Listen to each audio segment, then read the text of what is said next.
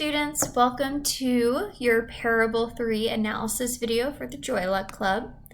So this is parable number 3. Remember that there are 4 parts of the novel. Each part begins with a parable, and the parable is important because it establishes the theme of each part. So go ahead, give this parable a read, and consider what themes might come out of this parable. So go ahead and pause and give it a read.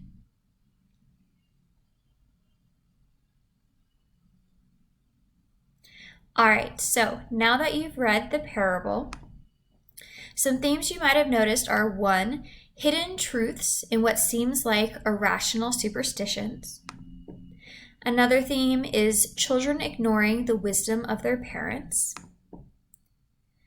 And we have the connection and love shared between mothers and daughters.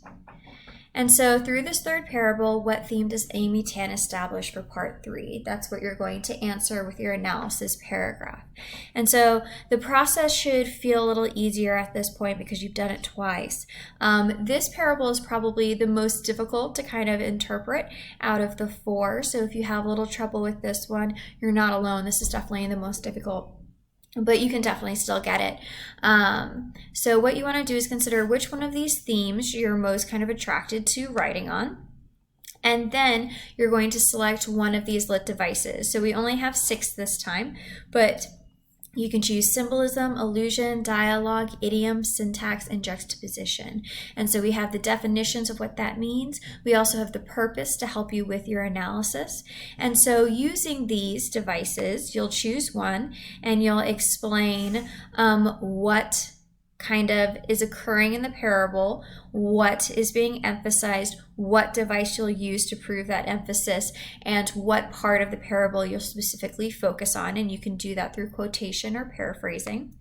You'll also have the how. So how does the device occur within it? How is it working? Both kind of on like the surface level with the definition, but also how is it working to emphasize what purpose is it starting to develop, and then that will transition nicely into the why, where you then link to the theme. So what you've been doing for the last 2 times. So again, if you're struggling, go back to the first example and use this as a guide to help you kind of write your parable analysis for parable number 3. All right, I look forward to seeing what you create, and good luck. If you have any questions, email me, GChat me, or visit office hours. All right, bye.